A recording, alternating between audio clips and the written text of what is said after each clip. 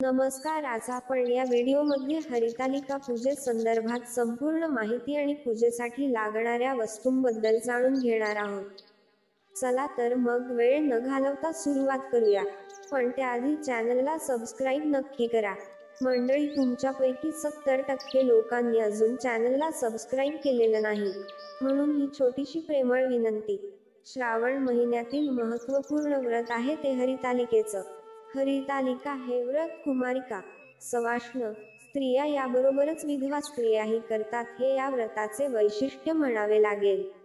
कुमारिकांना मनासारखा पती मिळावा म्हणून त्या हे व्रत करतात.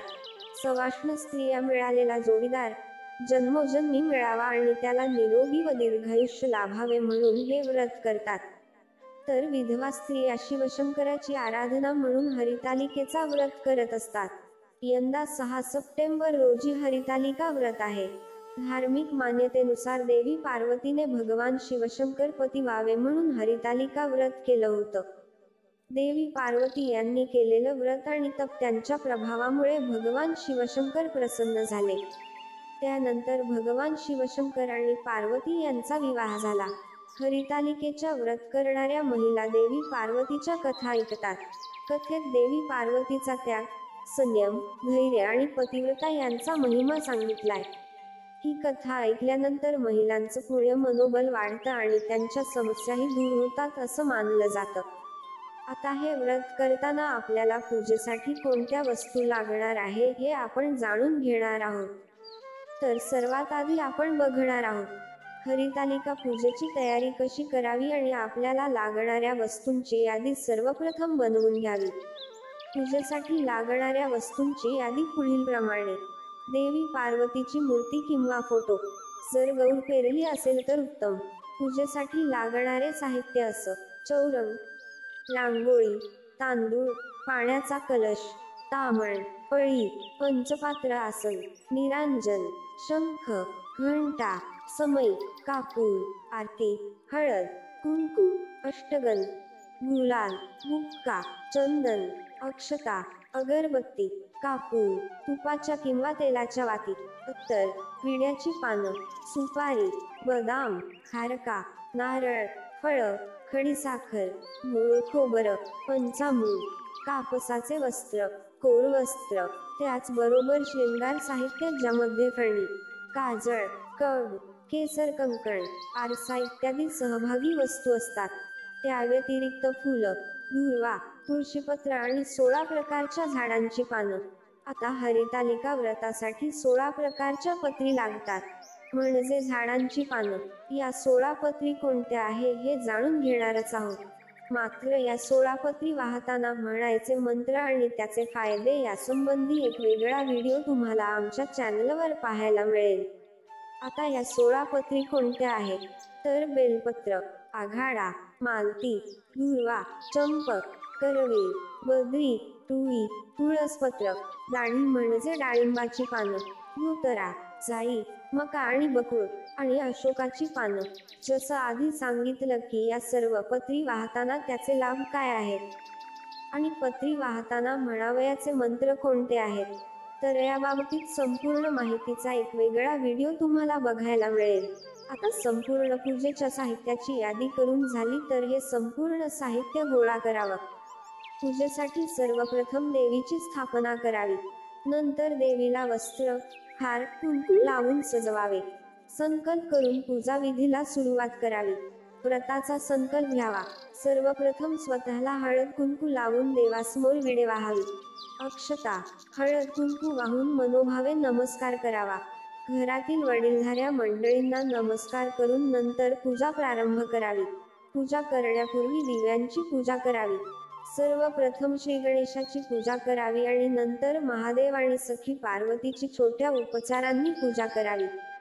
पशु उपचार पूजा म्हणजेच देवीला पंचामृत, स्नान, फुलं, धूप, दीप, नैवेद्य अर्पण करावे. आता हरितालिकेच्या पूजा संदर्भात देखील तुम्हाला संपूर्ण पूजा विधीचा एक वेगळा व्हिडिओ सुद्धा तुम्हाला आमच्या चॅनलवर पाहायला मिळेल. किंवा 16 पत्री कोणत्या आहेत आणि पूजा कशी करावी. आता या व्रताची खास गोष्ट म्हणजे हे व्रत अविवाहित मुली आणि विवाहित स्त्रियांनी अखंड सौभाग्य, उत्तम आरोग्य आणि पतीचे दीर्घायुष्य मिळवण्यासाठी करायचं असतं.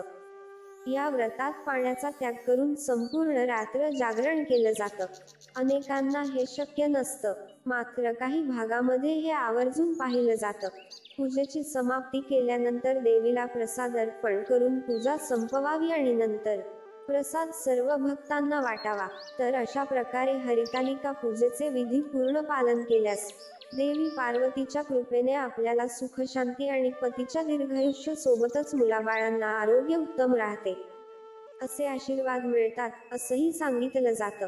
आता पहिल्यांदा जर तुम्हाला हरतालिकेचं व्रत करायचं असेल तर ते कधीपासून आणि कोणी करावं, असा प्रश्नही विचारण्यात आला होता. तर धार्मिक कथेनुसार देवी पार्वतीने जसे भगवान शिवशंकर हेच पती मिळावे यासाठी हरितालिका व्रत केलं, त्यामुळे त्यांना इच्छित वर प्राप्त झाला होता. जन्मोजन्मी अखंड सौभाग्य प्राप्त व्हावं आणि मनासारखा जोडीदार मिळावा यासाठी कुमारिका आणि सुवासिनी आजही हे व्रत मनापासून करत असतात. तर अगदी इच्छा झाली त्या वर्षी सुरुवात करून हे व्रत करावं. हरितालिका व्रत करताना काही नियमांचं पालन आवर्जून करावं लागतं.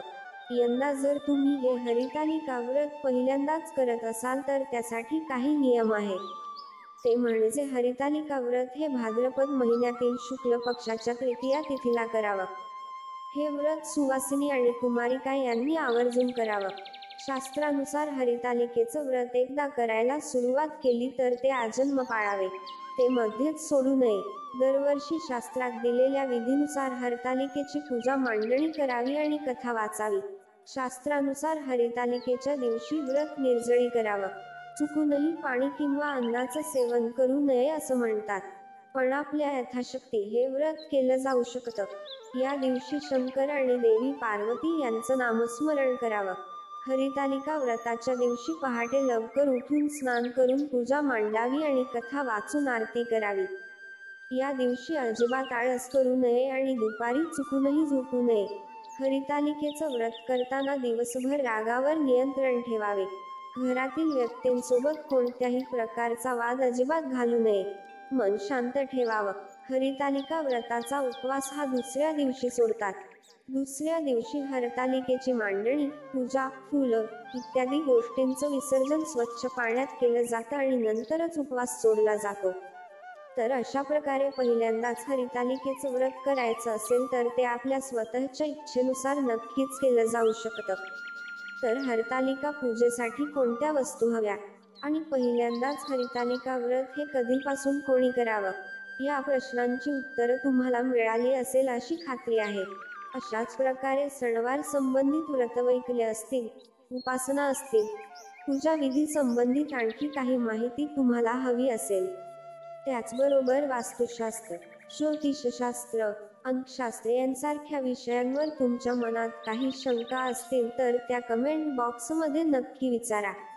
शिवाय तुम्हाला आणखी कोणत्या विषयावरचे व्हिडिओ ऐकायला आवडतील ते सुद्धा कमेंट करून सांगा. या संबंधित संपूर्ण मार्गदर्शन तुमच्यापर्यंत पोहोचवण्याचा आमचा हा प्रयत्न आहे, तेव्हा कमेंट नक्की करा. मित्रांनो, अशाच प्रकारच्या माहितीपूर्ण व्हिडिओसाठी आमच्या चॅनलला सबस्क्राईब करा आणि बेल आयकॉनवर सुद्धा क्लिक करा, म्हणजे आमच्या नवनवीन व्हिडिओचे नोटिफिकेशन तुम्हाला मिळत राहील. धन्यवाद.